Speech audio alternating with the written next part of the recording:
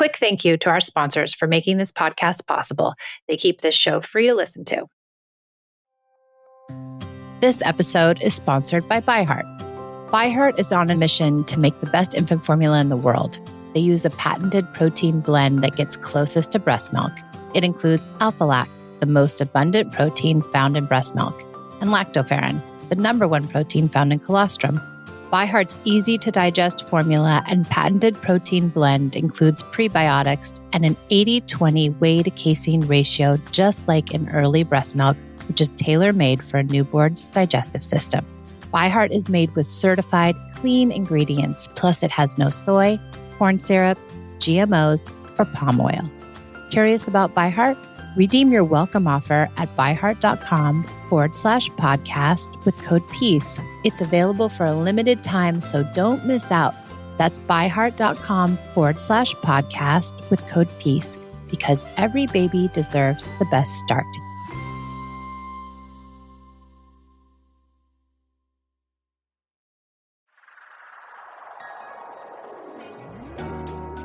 Hi, I'm Michelle, a mother of 2 teens. 13 years ago, I traded in punishments and rewards for connection. Now I prioritize relationship over behaviors, utilize play as a parenting tool, and set limits with empathy instead of consequences. Each week, I share my journey and interview clients, experts, and followers. Thanks for joining me on the Peace and Parenting podcast. I'm so glad you're here.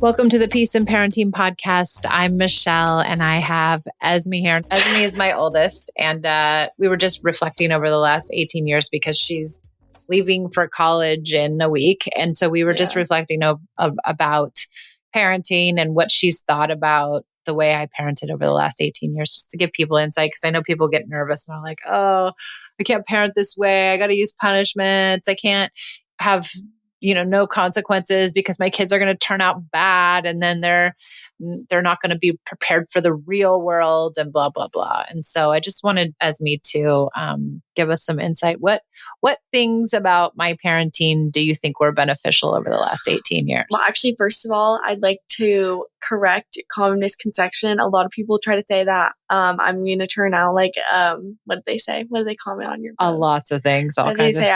I'm soft. Or yeah, you're a snowflake. Yes, I'm a snowflake.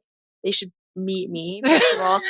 And yeah, so tell us why you're not a snowflake. That's a common misconception. A lot of people think that like with these kind of parenting, like what do you call them? Ideologies. Ideologies that kids will turn out to be like a snowflake. I don't know soft, what that even means. A snowflake. Soft, just like crying in their boss's office and all kinds of things. Yeah, but that's not true.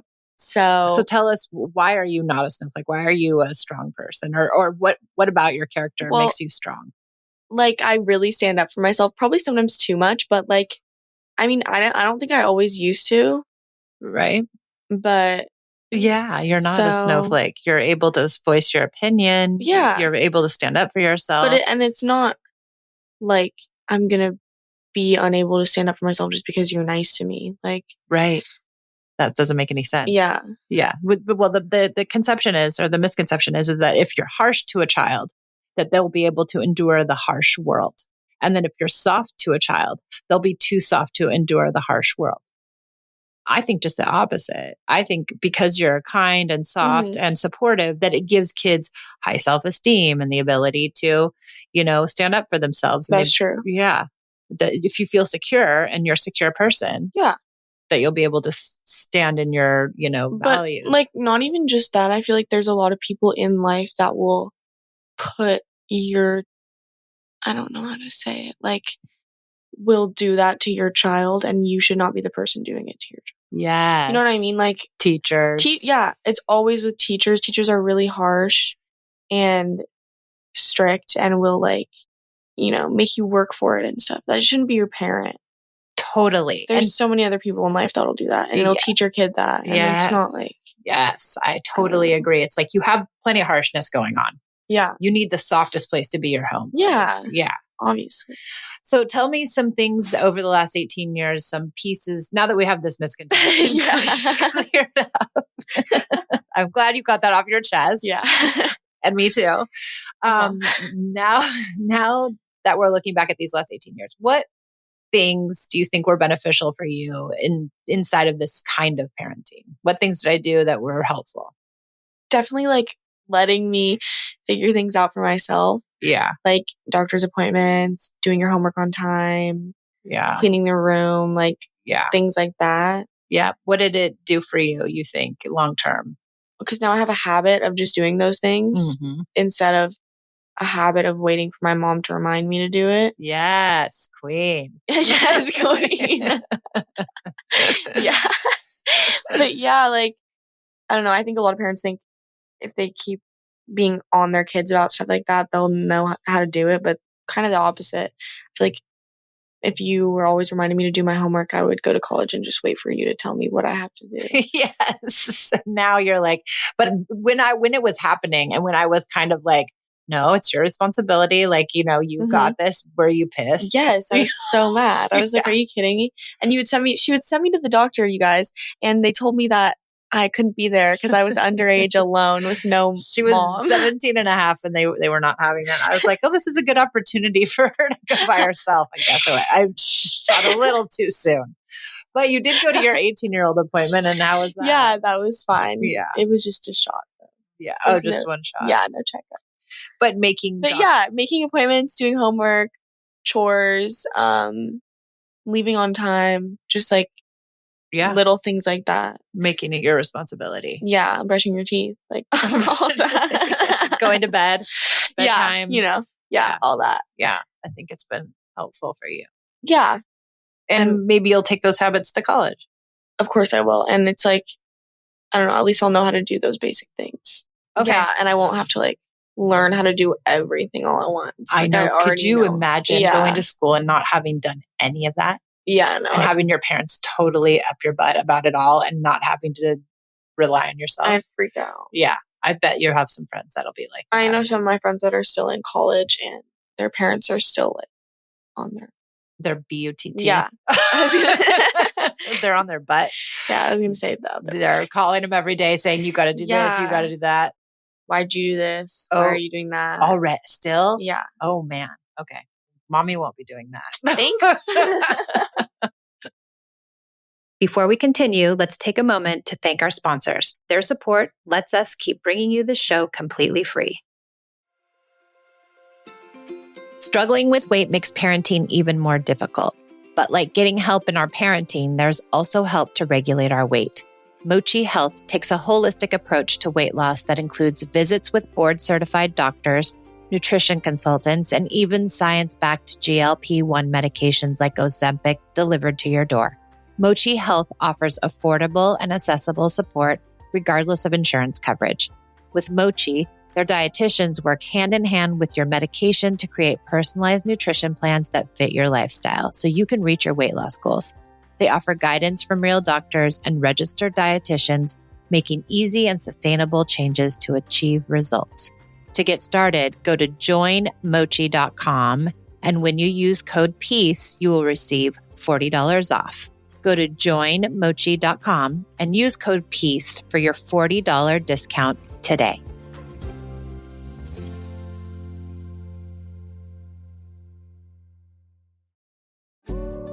Esme and I both suffer from allergies, and there's nothing more debilitating than trying to have a conversation while in the middle of an uncontrollable sneezing attack. Over 100 million Americans suffer from allergies, and they're not just an inconvenience. They're the number one reason that people miss work.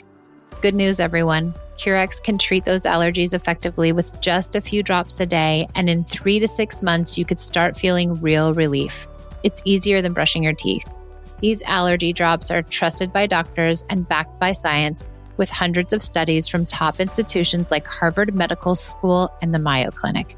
Curex makes getting these allergy drops super easy and affordable. Everything is 100% online. Check out Curex. Treatment starts as low as $59 a month. And if you sign up now, Curex is currently running a promotion and you can save up to 80% off of the $49 sign-up fee. go to getcurex.com. That's GETCUREX.com. Don't let allergies control your life. Take control with Curex. Go to getcurex.com. That's GETCUREX.com.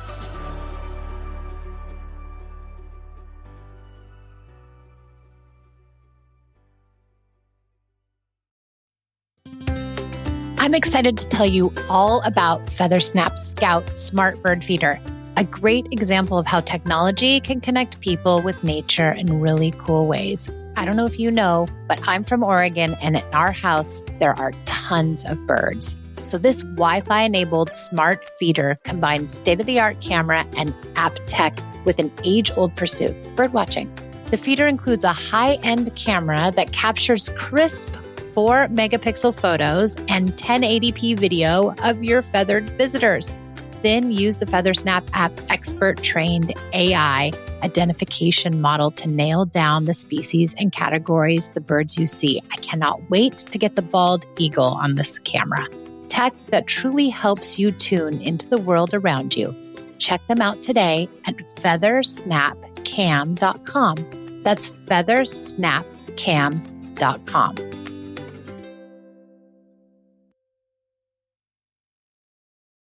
Let's dive back in.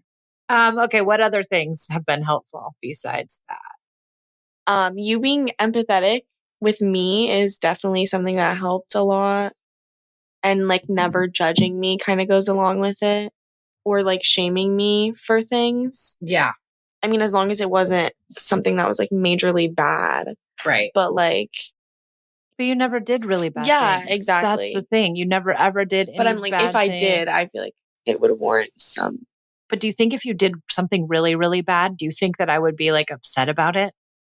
You'd be upset, but you wouldn't really like get mad at you. Yeah.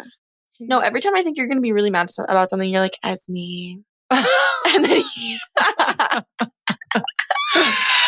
yeah, have I ever really gotten so mad about anything? No, like there's a lot of times I'll be like, oh my God, she's going to kill me. And then you're just like, as me.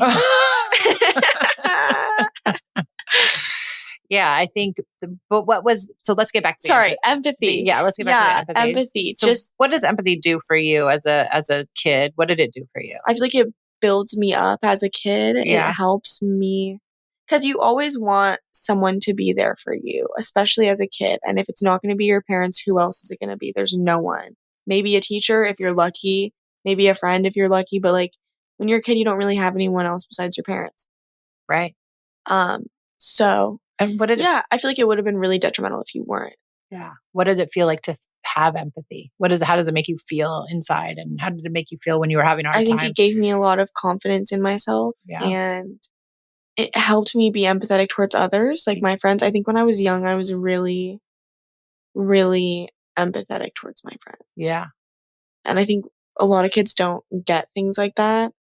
Especially a lot of kids are mean and really lack empathy. Yeah. Like they don't get that saying things can hurt someone or doing things can hurt someone. But I think I really understood that as a kid. Yeah. Because you received lots of empathy. Yeah. Yeah. And so then you modeled it. And you're really empathic with your sister. Yeah. Until you're fighting. Yeah. Then the claws come out, y'all. Yeah. But you are really empathic. I like how you said it gives you like self-esteem and yeah. I wonder how that plays. I wonder how that works. I think that's a big one. It definitely gives you self-esteem because you have someone like validating. Yes. Validating your feelings so you feel seen. Exactly. Yeah. And feeling like I am right. This is, I can feel like. Yes. Whatever, I can feel like that. It's okay to have my feelings. Yeah. They're important. Yeah. What about in your friendships? Do your friends validate you ever? Or are they empathic? Or are they more just like... My good friends. Yeah. Do. Yeah. But yeah, I think still it's hard for most people to be empathetic. But I think I'm just overly empathetic too. And so I don't see that level of empathy in other people. Yeah. But yeah, I mean, I would say my friends are empathetic, but not... Just to a degree. Yeah, right. Just to a degree. They don't probably get it. No, they're just like, way. Oh, sorry. Right. Mommy puts it on thick. Yeah. Okay. Yeah. So is there another piece of parenting that was beneficial? Probably like the no punishments thing was really like helpful to me because first of all, it helped me like understand a natural consequence or punishment for something. Yes, I can't believe you said that. That's amazing. We did not rehearse this, guys. You're stupid. No, I just was like, you're smarter than me. You're smarter than most people. Is what I'm gathering here is that you're smarter than most people. So you suffered the natural consequences. Yeah, of course. There's always natural consequences. And if you think there's not, there's gonna be. Yeah. So well, sometimes I think that natural consequences are internal. Like you feel exactly. That. Yeah. That's what I'm saying. But yeah, there's always a natural consequence to something. I don't think a punishment necessarily helps too. Right. Like if you punish me for sneaking out, I'd probably just do it again, but like more careful so you wouldn't know. Right. And like, then did you learn anything about it? No, I probably wouldn't. And also I would never sneak out. Just let me go. You did sneak somebody in once. Yeah. When you were, how old were you? 14. 14. You snuck in a boy. But I didn't like really sneak in. I just didn't ask. Yeah. And I let him over. Like I wasn't like hiding it. Well, I don't think we would have let him come over at 14. Yeah, but I wasn't like hiding it. No. I just like, you guys didn't see. And so then when we found out, was I mad? No. And did it ever happen again? No. And I think that's the other thing. People will be like, well, if you don't give them a punishment, then they're just going to keep doing it and doing it and doing it. And I don't think that's necessarily true.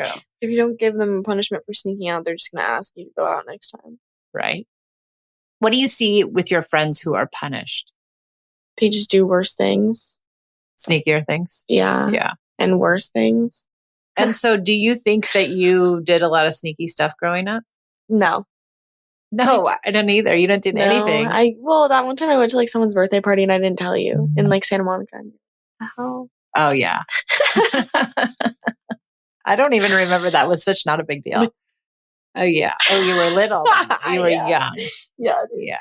But I think that's true. Like people will say, oh, well, you just let your kids run crazy because you don't have punishment. So they're going to do all this crazy stuff. Well, no, there's obviously like things that you don't want me to do and that I'm not quote unquote allowed. I mean, I guess I don't think I'm allowed or not allowed to do things anymore because I'm an adult, but when things I was allowed or not allowed to do. There wasn't a punishment if I were to do it, but like I would feel really bad. Yes. For making you upset. Yes. And I think that's it. You would feel really bad because it was something that we decided, it's not a good thing to do. And I think that's where we want people to get. We want them to feel bad. We don't want them to feel like they just want to rebel because they feel trapped because of the punishments. Yep. Are you going to miss your mommy when you go to college? Of course. Oh, we're going to miss you so much. I'm going to miss you too, Noonie. I'm so sad you're leaving. I know. You'll be okay, honey. Oh my gosh, it's so pathetic. Okay. Oh, no, you're not. I'm going to be okay. I love you, honey. I love you too. It'll be okay. Esme leaves in a week, so we're saying goodbye to her for now, and she'll probably come back, and we're going to miss her. What are you most excited about college? I'm most excited to meet new people and have a lot of fun. Yeah. Go to parties and hang out. And football games. Yeah. Okay, good. Go Ducks. Yeah. And what are you scared about? Doing everything alone and not having any help from my mama. But I've been weaning you off my help. You've been pretty good about doing things on your own. I'm just about ready. You're just about ready. I think so too. Yeah. Okay. Well, thank you everybody for joining us on the Peace and Parenting podcast. Bye, you guys. Thanks for being here, and we'll see you next time.